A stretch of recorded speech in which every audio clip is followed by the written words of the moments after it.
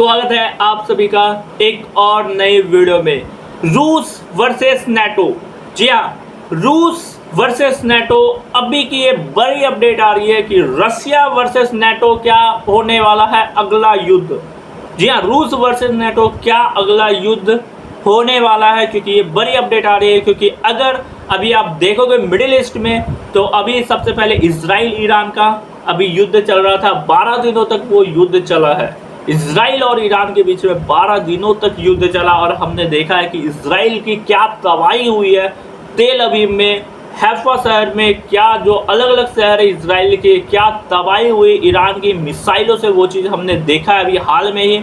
और जो अमेरिका कहीं ना कहीं दावा कर रहा था कि वो ईरान को बर्बाद कर देगा, ईरान को एक तरह से बैकफुट में, प्रेशर की वजह से बैकफुट में लाने की कोशिश कर रहा था। लेकिन मैंने ये पहले भी कहा और ये आज भी कह रहा हूँ कि ईरान का इतिहास अगर आप उठा के देखोगे तो ईरान आज तक ना झुका है, ना कभी झुकने वाला है, और ना ही शायद किसी के कोई भी महाशक्ति के आगे वो झुकेगा। वो खुद बर्बाद हो जाएगा, लेकिन उसके चपेट में सबको वो पूरी दुनिया को वो लेके जाएगा।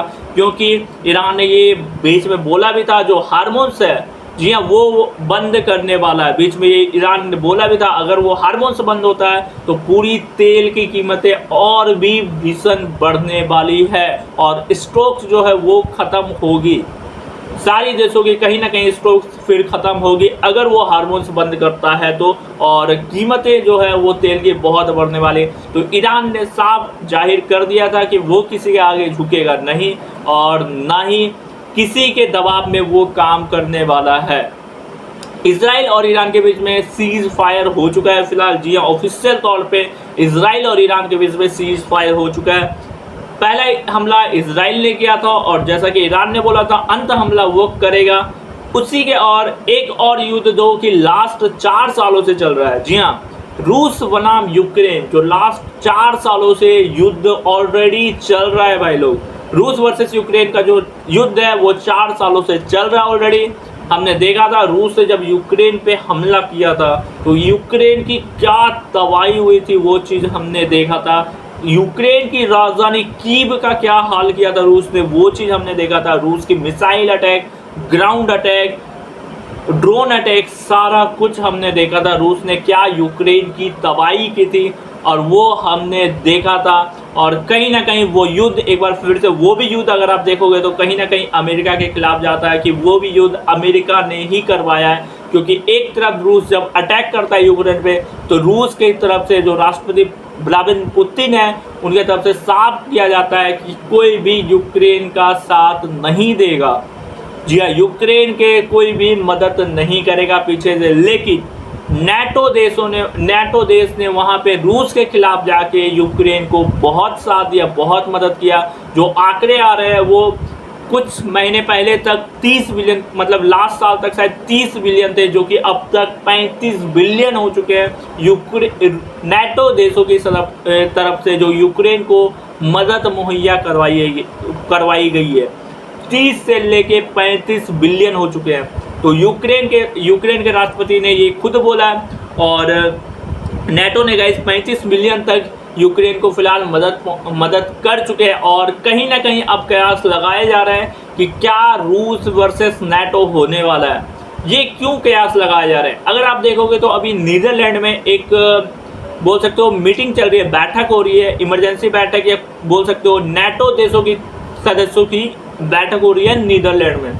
वहाँ पे अगर आप देखोगे तो अभी हाल में अमेरिका और नाटो के बीच में बोल सकते हो तू मैं हुई थी। क्योंकि यूक्रेन जब अमेरिका आया था, जी हाँ, यूक्रेन के राष्ट्रपति जब अमेरिका आए थे अमेरिकी राष्ट्रपति से मिलने, तो वहाँ पे हमने देखा था एक तरह से अमेरिकी राष्ट्रपति की तरफ से किस तरह फटकार लगाया गया था यूक्रेन के राष्ट्रपति को। जी हाँ, अमेरिकी राष्ट्रपति की तरफ से किस तरह फटकार लगाया गया था यूक्रेन के राष्ट्रपति को, वो चीज़ हमने देखा था।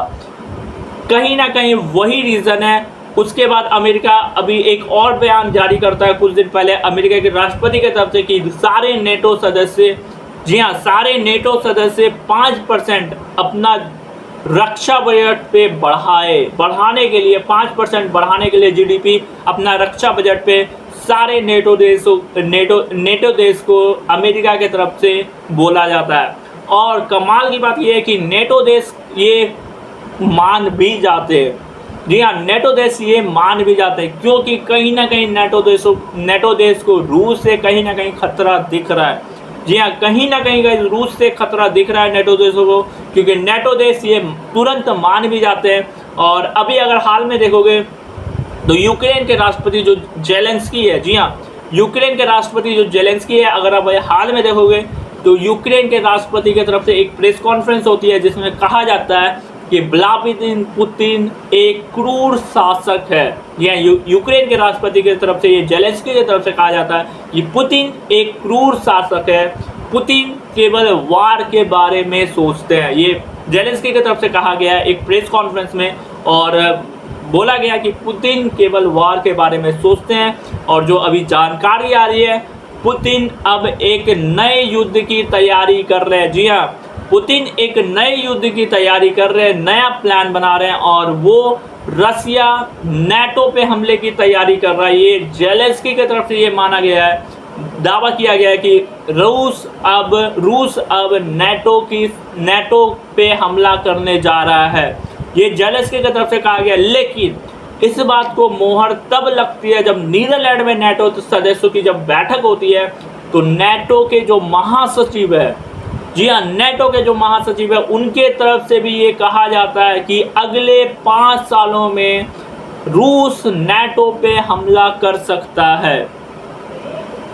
ये नेटो के जो महासचिव है उनके तरफ से ये दावा किया जाता है कि अगले 5 सालों में रूस जो है नेटो पे हमला कर सकता है, जिसकी वजह से सारे नेटो देश, अगर आप देखोगे तो 5% जो बजट है, रक्षा बजट पे 5% जीडीपी उसने बढ़ाने का काम बढ़ाया है। हालांकि बढ़ाने के लिए सहमति हुई है, क्योंकि अमेरिका की तरफ से ये कहा गया था। नेटो देशों में कौन कौन देश, जो स्ट्रॉन्ग देश अगर आप देखोगे, नेटो देश और रशिया में अगर आप कंपेयर करोगे तो नेटो देश, फ्रांस और पूरे नेटो देश मिला के अगर आप देखोगे तो 500 न्यूक्लियर हथियार है। जी हाँ, फ्रांस और पूरे नेटो देश मिला के देखोगे तो 500 न्यूक्लियर हथियार है, जबकि रशिया के पास देखोगे तो अकेले 6000 न्यूक्लियर हथियार है।